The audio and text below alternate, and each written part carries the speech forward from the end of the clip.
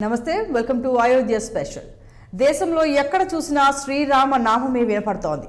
ప్రపంచవ్యాప్తంగా కోట్లాది హిందువులు రామ మందిర ప్రారంభోత్సవం కోసం ఎదురు చూస్తున్నారు. ఇప్పటికే ఆలయ ప్రారంభోత్సవానికి ఉత్తరప్రదేశ్ ప్రభుత్వం అన్ని ఏర్పాట్లు పూర్తి చేసింది. ఈ నెల 22న ప్రత్యేక ముహూర్తంలో విగ్రహ ప్రాణ ప్రతిష్టను నిర్వహించబోతున్నారు. అయితే రామ మందిర ఆలయ ప్రారంభోత్సవంపై దేశవ్యాప్తంగా కొన్ని విమర్శలు వెల్లువెత్తుతున్నాయి. విగ్రహ ప్రాణ ప్రతిష్టకు పెట్టిన ముహూర్తం సరైంది కాదని కొందరు పంచాంగకర్తలు వాదిస్తున్నారు. దాంతోపాటు శంకర పీఠాధిపతుడు ప్రాణ ప్రతిష్టకు రాబోమని స్పష్టం చేశారు. ఆలయం పూర్తి కాకముందే ప్రాణ ప్రతిష్ట ఎలా చేస్తారని ప్రశ్నిస్తున్న నేపథ్యంలో ఈ విషయాలపై వాస్తవాలను తెలుసుకునే ప్రయత్నం చేస్తోంది 6 టీవీ. ఇక విగ్రహ ప్రాణ ప్రతిష్ట ముహూర్తంతో పాటు పీఠాధిపతులు రాకపోవడానికి గల కారణాలపై మనతో మాట్లాడేందుకు లైవ్లో ఉన్నారు ప్రముఖ ఆధ్యాత్మికవేత్త బ్రహ్మశ్రీ రాజన్ గురూజీ. వారిని అడిగి అసలు ఉన్న ఈ ప్రశ్నల్ని మనంతా నివృత్తి చేసుకుందాం. ఇక ముందుగా గురూజీ గారు నమస్తే అండి. నమస్కారం. రామ మందిర నిర్మాణం అంటే అసలు అయోధ్య రాముడి గుడి కట్టడానికి ఒక అడుగు పడడానికే ఎన్నో ఏళ్ల నుంచి యుద్ధాలు జరిగాయి, ప్రాణాలు కోల్పోయారు. ఇప్పుడు ప్రారంభోత్సవం ఎట్టకేలకు చేపట్టినా కూడా ఆ ప్రారంభోత్సవానికి అంటే సోమవారం జనవరి 22న ముహూర్తం ఖరారు చేసినప్పటికీ ఇప్పటికీ ఎక్కడో ఒక చోట ఏదో ఒకటి అంటూనే విమర్శలు వస్తూనే ఉన్నాయి. అవును, మీకు ఏమనిపిస్తోంది అసలు ఇవన్నీ వింటూ ఉంటే, ఇలాంటి వార్తలు వింటుంటే? ఇది మనము పూర్వజన్మ చేసుకున్నటువంటి సుకృతం మామ. 22వ తారీఖు నాడు జనవరి మధ్యాహ్నము అభిజిత్ ముహూర్తాన వృశ్చిక రాశిలో స్వామివారి యొక్క ప్రాణప్రతిష్ఠ చేయటం, వారికి పట్టాభిషేకం చేయడం అనేది మనం పూర్వజన్మ చేసుకున్నటువంటి సుకృతము. దీంట్లో మఠాధిపతులు కావచ్చు, రాజకీయ వ్యక్తులు కావచ్చు, ఏదైనా కావచ్చు, కానీ ఏదేమైనప్పటికీ కూడా మన భారత హిందూ దేశంలో శ్రీరామచంద్రు వారు పునర్ప్రతిష్ఠ కావడం అనేది సర్వం అందరూ కూడా గర్వకారంగా మనం భావించడం జరుగుతుంది. కాకపోతే కొన్ని విషయాల్లో కొన్ని అంతరాయాలు జరుగుతున్నాయి. ఆలయం పరిపూర్ణం కాకుండానే ప్రతిష్ఠ చేస్తున్నారు.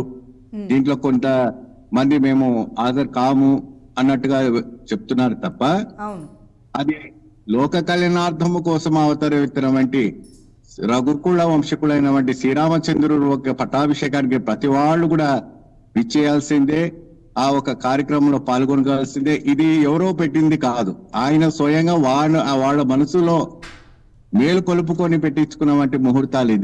ఇది దైవ కార్యమైనటువంటిది కార్యక్రమం.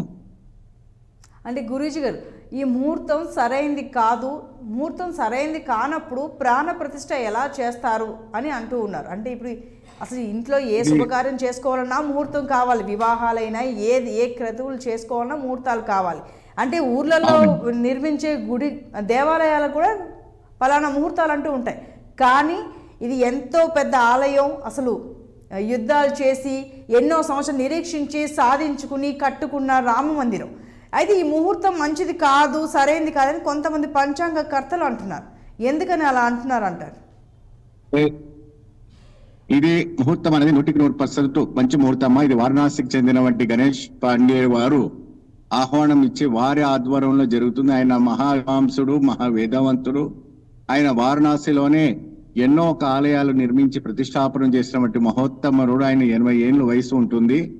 ఆయన ఒక సర్వీస్ లో ఆయన ఒక దాంట్లో కన్నా ఎవరు ముందు లేరు.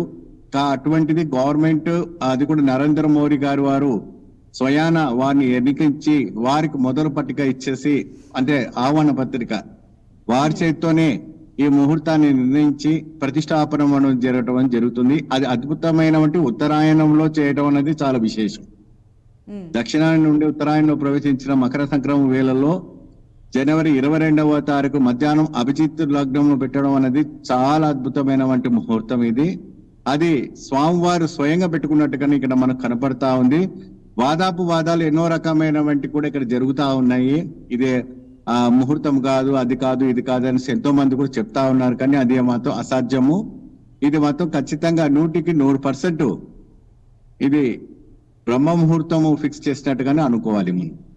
అలాగే గురూజీ, అంటే మందిరం పూర్తిగా నిర్మాణం కాకుండా, అసలు నిర్మాణం పూర్తి కాకుండా సగంలో ఉండగానే ఎలా ప్రారంభోత్సవం చేస్తారు అంటూ శంకర పీఠాధిపతులు ఒక నలుగురు దూరంగా ఉంటాము మేము రామని చెప్పారు. నిజంగానే మందిరం పూర్తిగా నిర్మాణం కాకుండా ప్రాణప్రతిష్ఠ చేయకూడదా? వారి వాక్యాలని ఏకీభవించాలా?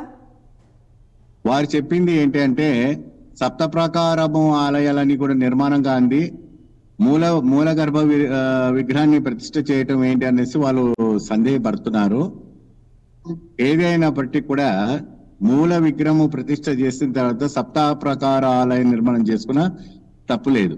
సప్త ప్రాకారాలని ఆలయాలని చేసుకొని సంపూర్ణంగా చేసి ప్రతిష్ఠ చేసుకుంటే మాత్రాన అది చాలా వరకు దూరంగా జరుగుతూ ఉంటుంది.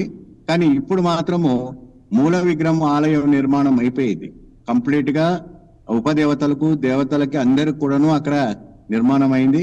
సాక్షాత్తుగా రామ లక్ష్మణ భరత సీత ప్రతి వారిది కూడా ప్రత్యేకమైనటువంటి విగ్రహాలు తయారు చేసి జల నివాసం, ధాన్య నివాసం, మరి అనేక రకమైనటువంటి పుష్ప నివాసంలో పెట్టి ఒక విశేషమైనటువంటి ఒక కైంకర్యాలు చేస్తున్నారు.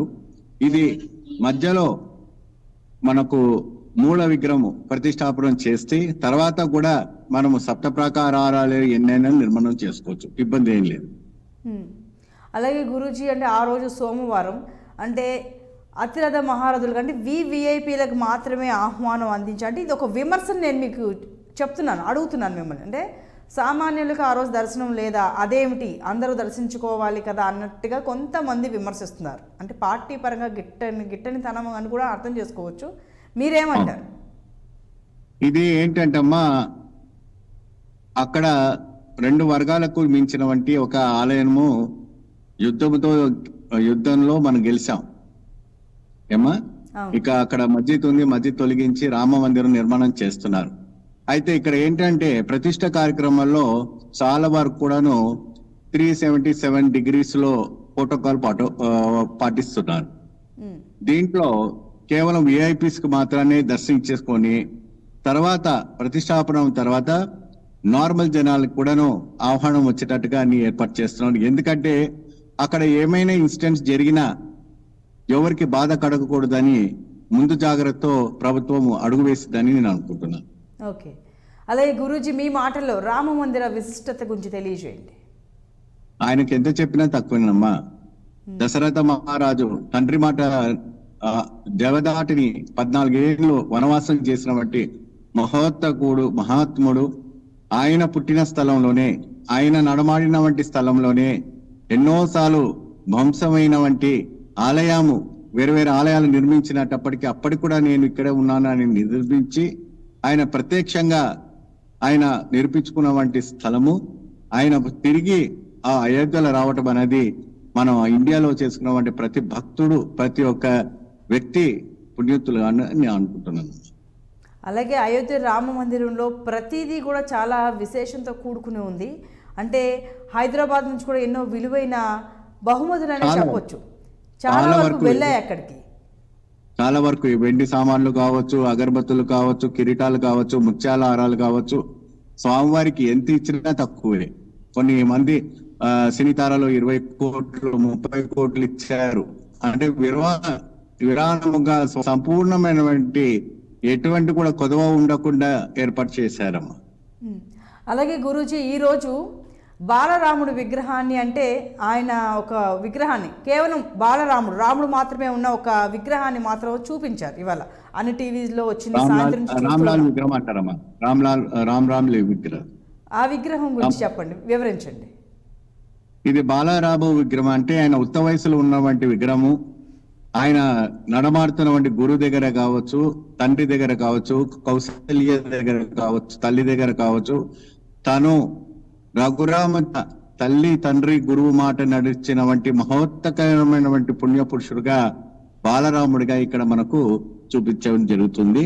అదే విధానంగా ఒకటే బాణం, ఒకటే సీత అంటే ఏకపతివత్తగా కూడాను దాన్ని గొప్పగా మనం కీర్తించడానికి ఉందమ్మా. గురూజీ ఇప్పుడు ఆ విగ్రహాన్ని చూస్తూ ఉన్నాము, కొన్ని చిహ్నాలు ఉన్నాయి, శంకువులు ఉన్నాయి, స్వస్తిక్ చిహ్నాలు ఉన్నాయి. అంటే వాటి విశిష్టత ఏంటి? వాటితో కూడుకుని ఆ విగ్రహాన్ని రూపొందించారు అంటే ఎలా చూడాలి?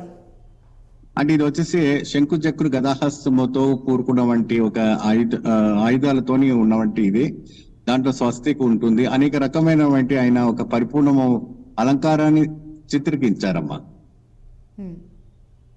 ఒక్కొక్కటి ఒక్కొక్క సంఖ్యగా మనం భావించుకోవచ్చు. శంఖానాదం దేనికంటే లోక కళ్యాణార్థం కోసము, సుదర్శన చక్రం కూడాను లోక కళ్యాణార్థం కోసము, అదే విధంగా స్వస్తిక్ కూడాను మహాగణపతి ఒక సూత్రధారంగా మనం భావిస్తూ ఉంటాం. ఓకే, అలాగే గురూజీ అసలు ఇన్ని విమర్శలు చేస్తున్నారు కదా, అసలు ఈరోజు ఈ బాలరాముడి విగ్రహాన్ని ఆ గర్భగుడిలో అది ఎక్కడైతే పెట్టాలో ఆ గర్భగుడి ప్రదేశంలో తీసుకురావడానికే 4 గంటలు ప్రత్యేకమైన పూజలు చేసి ఎన్నో వేద మంత్రాలు ఉచ్చరించి తీసుకుని వచ్చి పెట్టారు. ఇంత ప్రతి ఒక్క క్రతువు కూడా ఎంతో వేద మంత్రాలు సాక్షిగా చేస్తూ ఉన్నా కూడా విమర్శలు చేస్తున్నారు అంటే ఎలా చూడాలి? విమర్శలు చేసేవాళ్ళు చేస్తూనే ఉంటారమ్మా, కానీ అక్కడ జరిగేవంటి రామ కళ్యాణం గాని, రామ పట్టాభిషేకం గాని అది ఆగనివ్వరు. అది ఆటోమేటిక్ గా ప్రతిష్టాపనం జరుగుతుంటుంది. అది ఏ రకమైన విమర్శనం అయినా కూడా ఆయన ఆశవచనంగానే భావించి స్వీకరిస్తారు ఆయన. అలాగే గురూజీ అంటే ఇప్పుడు సోమవారం రోజున మిట్ట మధ్యాహ్నం అంటే ఆ ముహూర్తం కూడా మంచిదని చెప్తూ ఉన్నారు. ఎందుకంటే ఒక మంచి పండితుడి దగ్గర నుంచి అది ఫిక్స్ చేసిన ముహూర్తం అని చెప్తున్నారు. కానీ మరి ఈ రోజు ఈ విగ్రహాన్ని ఎందుకు ఇలా అందరికీ అంటే టీవీలో వచ్చేలాగా ఎందుకు ఈ విగ్రహాన్ని చూపించడం జరిగింది? ఈ రోజు ఎందుకని అలా? ఇప్పుడు ఇది వరకు మీరు అన్నారు కేవలం విఐపీలకే దర్శనం ఇస్తున్నారు, నార్మల్ పబ్లిక్ కి దర్శనం ఇవ్వట్లేదు అప్పుడిని. ఈ రకంగా ఫోటో రిలీజ్ చేయడం వల్ల ప్రతి భక్తుడు కూడాను టీవీ రూపంగా మరి యంత్రం రూపంగా దర్శించుకోవచ్చు అనేసి రిలీజ్ చేశారు. అంటే చెప్పండి, ఈ విగ్రహం చూడగానే అసలు మీకేమనిపించింది? తన్మయతత్వం కనిపించిందమ్మా. దాంట్లో అద్భుతమైనటువంటి రజోగుణము, మహోత్కరమైనటువంటి శ్రీరామచంద్రుడు వైకుంఠం వదిలిపెట్టి భూలోకానికి వచ్చినట్టుగా నాకు కనపడతా ఉంది. ఓకే, అంటే రాముడి మొహంలో ఆయన చిరునవ్వు చూసి ఆ తేజస్సు చూసి చూడండి, ఎంత మందారస్తమం చూడండి, ఆ కౌస్తుభు చూడండి, ఆ కళ్ళు చూడండి, ఆ నేత్రాలు చూడండి, ఆ ఒక నవమన్మథ సౌందర్యాన్ని ఆయన చూడండి అమ్మా. ఆ రోజుల ఆ త్రేతాయుగంలో మనం చూడకపోవచ్చు, ఇప్పుడు చూసైనా జన్మ ధరించుకోవాలి. విమర్శలన్నీ కూడా ఒక పక్కకు పెట్టినప్పటికి కూడాను ఈ రోజుల్లో కూడా ఈ కళాకారులు ఈ రకంగా సంపూర్ణంగా రామచంద్రుడు నిజంగానే వైకుంఠం వదిలిపెట్టి వచ్చినట్టుగా మనకు కనపడతా ఉంది. అది మీరు చూస్తున్నా, నేను చూస్తున్నా, ప్రజలు చూస్తున్నా ఈ జన్మకు మనకు తన్మయతత్వానికి వస్తుంది. ఇవన్నీ ఏకశిలా విగ్రహాలని అంటూ ఉన్నారు. అలాగే ఎంత ఉపద్రవం ఎదురైనా కూడా చెక్కు చెదరకుండా అసలు ఎటువంటి డ్యామేజ్ జరగకుండా ఉండేలాగా ఈ మందిర నిర్మాణం అలాగే అందులోని విగ్రహాల నిర్మాణాలకు చేపడతామని అంటూ ఉన్నారు. అంటే ఆ ఏకశిలల విశిష్టత ఏంటంటారు? చాలా అద్భుతం. ఏకశిల అంటే ఏంటంటమ్మా, ఒక మనిషి శరీరం ఏ విధంగా అయితే 9 మాసాలు మోసి తల్లి ప్రసవిస్తుందో అదే రకమైనటువంటి ఒక భావనతోని ఏకశిలతోని నిర్మాణం చేయటం అనేది జరుగుతుందమ్మా. ఆ ఏకశిల చేయటం అంటే జాయింటింగ్స్ ఉండవు కాబట్టి దాంట్లో ప్రాణ ప్రతిష్ఠ సులభంగా అవుతుంది. అడిగిన వంటి కోరిక ఏదైనా అంటే ఇది సాధారణంగా దీంట్లో అనేక రకమైనటువంటి శీలలు ఉంటాయి. కృష్ణశీల, నపుంసకశీల, పురుషశీల, స్త్రీశీల ఇలాంటివన్నీ కూడా ఉంటాయి. ఎక్కువ శాతం కూడా కృష్ణశీల విగ్రహాలు చేస్తుంటారు, లేదంటే శాలిగ్రామ విగ్రహాలతో కూడా చేస్తుంటారు. ఓకే, అంటే ఈరోజు మనం టీవీలో వీక్షించిన ఈ బాలరాముడి విగ్రహమే ఇంత ముగ్ధ మనోహరంగా ఉంటే మరి సోమవారం ఆ గర్భగుడిలో అస్సలు దృశ్యం అప్పుడే అందరూ చూడబోతున్నారు సీతారామ సమేతంగా. అవి ఇంకా ఎలా ఉండబోతాయి? ఆ వెయ్యి కన్ను కూడా మనం చడిపోతాము, ఉన్న 2 నేత్రాలు కూడా చడిపోవాలి చూడడానికి. ఆ వైభవం కనిపిస్తుంటుంది తల్లి.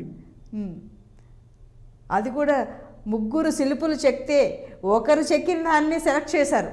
అంటే ఇక చూడండి, అక్కడ కూడా ఆధ్యాత్మిక పోటీ ఉంది. అక్కడ కూడా ఆ శ్రీరామచంద్రుడు మెచ్చుకుంటాడు తల్లి. ఎవరు ఎలా భక్తితో చేస్తే ఆ భక్తుడికి ఇచ్చిన ఆ ఫలాన్ని స్వీకరిస్తాడు ఆయన. సో మొత్తానికి మరో 3 రోజుల్లో అయితే అందరి హిందువుల కళ నెరవేరబోతుంది. ఈ రోజు అయితే ఏదో సంపూర్ణమైనటువంటి కళ నెరవేరబోతున్నది, అద్భుతమైనటువంటి కళ నెరవేరబోతున్నది. లోక కళ్యాణార్థము కోసం ఇన్ని వేలు ప్రాణాన్ని త్యాగం చేసినటువంటి పుణ్య పురుషుల ఒక కళ సాధికమైపోతుంది. ఓకే, ధన్యవాదాలు గురూజీ. అంటే మా ప్రశ్నలకి సరైన విశ్లేషణ అలాగే జవాబులు అందించారు. ధన్యవాదాలు. జై శ్రీరామ్. జై ఇది అయోధ్య రామ మందిరం అది కోర్టులో నలుగుతున్నప్పటి నుంచి కూడా ఈ కేసు ఎన్నో విమర్శల్ని ఎదుర్కొంటూ ఉంది. అయితే 400 లేదా 500 ఏళ్ల చరిత్ర కూడా ఈ అయోధ్య సొంతం. కేవలం అయోధ్యకే ఎంతో చరిత్ర ఉంది, ఆ పేరుకే. దాని ప్రస్తావన ప్రతి దాంట్లోనూ, ప్రతి ఇతిహాసంలోనూ, పురాణంలోనూ ఉంది. అలాంటిది రామ మందిరం నిర్మించాలి అంటే ఎంత చాకచక్యంతో, ఎంత ఒక క్రమబద్ధమైన ఒక ప్రణాళికతో నిర్మించి ఉంటారు. మరి ఈ విమర్శలన్నీ ఏంటి? ఈ విమర్శలని మరి ఎదుర్కొంటున్న ప్రధాని అంటే ఎటువంటి సమాధానం ఇచ్చే అవకాశం ఉన్నాయి? రాను రాను చూడాలి. మరి ముహూర్తం సరైనది కాదు అంటున్నారు. అసలు ఈ రామ మందిరం నిర్మించడానికి ప్రతిదానికి ఒక ముహూర్తం అంటూ ఉంటుంది. అయితే ప్రధాని సైతం కొన్ని రోజుల నుంచి దీక్ష పూనుతాను నేను ప్రారంభోత్సవం వరకు అని అంటే అంత నిష్టగా చేస్తున్న ప్రతి క్రతువు సరైన ముహూర్తం ఎందుకు ఉండదు అసలు? ఈ ఆలోచనలు, ఈ విమర్శలకి మరి ఎప్పుడు చెక్ పడుతుందో చూడాలి. మరో 3 రోజుల్లో అయితే అయోధ్య రామ మందిర దర్శనం అందరికీ అవ్వబోతోంది. ఇది ఇవాల్టి Ayodhya special. Keep watching 6 TV.